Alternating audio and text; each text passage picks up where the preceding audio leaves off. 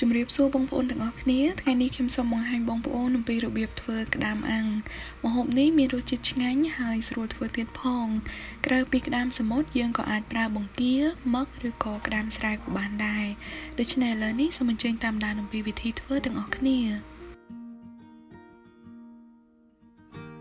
ដំបូងខ្ញុំចាប់ផ្ដើមដោយលាងសម្អាតក្តាមជាមុនសិននេះជាផ្នែកសំខាន់ណាស់ព្រោះបើយើងលាងសម្អាតវាមិនបានស្អាតល្អវាអាចធ្វើឲ្យយើងពុលឬក៏ឈឺដូច្នេះយើងត្រូវយកច្រាសស្អាតមួយដោះលាងសម្បកខាងក្រៅព្រមទាំងដង្កៀបនិងជើងរបស់វាឲ្យស្អាតជាមុនសិនរួចហើយសម្បកស្នូកវាចេញហើយត្រូវកាត់សកៃឬសួតវាចេញឲ្យអស់កន្លែងនេះសម្បូរទៅដោយមេរោគនិងសត្វល្អិតជាច្រើនដូច្នេះយើងត្រូវតែកាត់វាចេញឲ្យស្អាតបន្ទាប់មកយើងត្រូវបកសន្ទះវាចេញហើយខ្ញុំសូមទោសដែលបានបង្ហាញបងប្អូនត្រង់ចំណុចមួយគឺក្រោយពីយើងយកសកៃនិងសន្ទះវាចេញអស់ហើយយើងត្រូវយកច្រាសមកដោះលាងក្តាមនេះម្ដងទៀតដើម្បីកុំឲ្យនៅសល់ដីឬកម្ទេចកម្ទីផ្សេង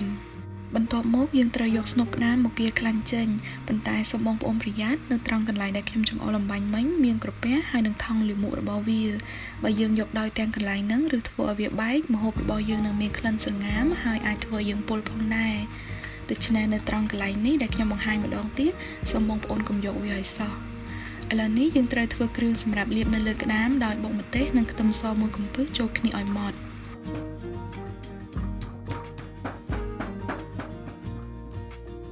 បន្ទាប់មកសូមដាក់ទឹកស៊ីអ៊ីវ2ស្លាបព្រាបាយប្រសិនបើបងប្អូនប្រើទឹកស៊ីអ៊ីវម៉ាក់នេះដូចខ្ញុំដែរសូមសាកល្បងប្រើដបគម្របពណ៌បៃតងរួចហើយសូមដាក់ទឹកប្រេងខ្យង2ស្លាបព្រាបាយ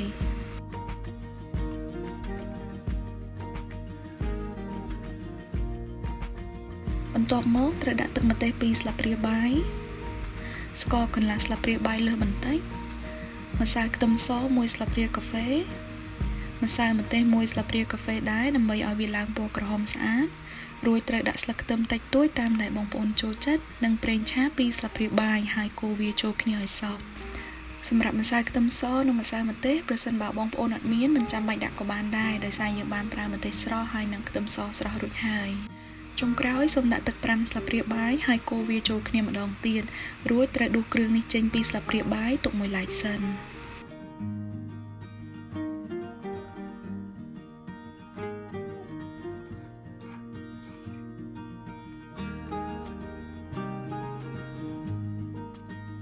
បន្ទាប់មកយើងត្រូវគោះពងមាន់2គ្រាប់ដាក់ក្នុងចានមួយហើយវ៉ៃវាឲ្យសព្វល្អ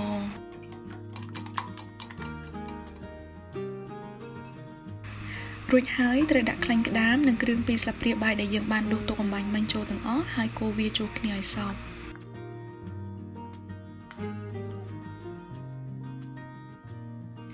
រួចត្រូវដាក់ស្លឹកខ្ទឹមថែមបន្តិចបន្តួចទៀតប្រសិនបើបងប្អូនចូលចិត្តបន្ទាប់មកយើងត្រូវដួសវាដាក់ក្នុងស្នូកក្តាមដើម្បីយកទៅអាំងប៉ុន្តែដំបូងសូមកុំដាក់ពេញពេកដើម្បីកុំឲ្យវាកំពុះពេលដាក់អាំងយើងអាចថែមពីលើបន្តិចម្ដងក៏បានដែរហើយសម្រាប់ស្នូកក្តាមវិញយើងត្រូវលាងវាឲ្យស្អាតទាំងក្នុងនិងក្រៅ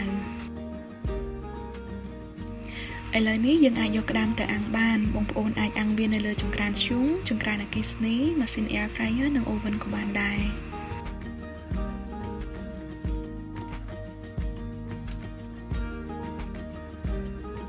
អំឡុងពេលអាំងយើងត្រូវយកគ្រឿងដែលយើងបានលាយទុកមកលាបនៅលើក្តាមឲ្យសព្វទៅមកដើម្បីឲ្យវាមានក្លិនឈ្ងុយនិងចូលជាតិបានល្អបងប្អូនអាចលាបតិចឬក៏ច្រើនតាមដែលបងប្អូនចូលចិត្តយើងត្រូវធ្វើបែបនេះរហូតទាល់តែក្តាមឆ្អិន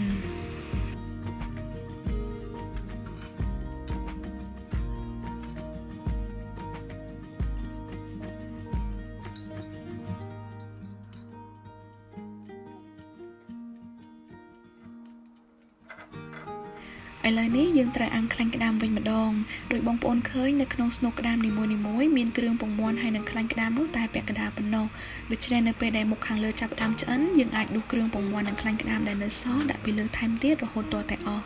ចុងក្រោយអំឡុងពេលរង់ចាំឲ្យខ្លាញ់ក្តាមឆ្អិនល្អខ្ញុំនឹងធ្វើទឹកម្ជូរជូរអែមសម្រាប់ញ៉ាំជាមួយម្ហូបមួយមុខនេះដោយលាយទឹកខ្មេះឬក៏ទឹកក្រូចឆ្មា5ស្លាបព្រាបាយស្ករ2ស្លាបព្រាកាហ្វេ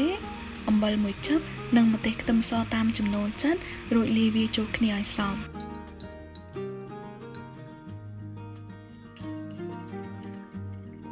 ឥ ឥឡូវនេះទាំងក្តាមនិងខ្លាញ់ក្តាមរបស់យើងបានឆ្អិនរួចរាល់ហើយតែប៉ុណ្ណឹងយើងអាចយកទៅទទួលទានបានអរគុណច្រើនបងប្អូនទាំងអស់គ្នាដែលបានចំណាយពេលទស្សនាវីដេអូរបស់ខ្ញុំតាំងពីដើមរហូតដល់ចប់ប្រសិនបើបងប្អូនមានសំណួរឬយោបល់សូមសរសេរ comment នៅខាងក្រោមហើយសូមជួយចុច like និង subscribe YouTube channel និង Facebook page របស់ខ្ញុំផងហើយសូមជួយ share វីដេអូនេះឲ្យបានច្រើនផងដែរអរគុណច្រើនជម្រាបលា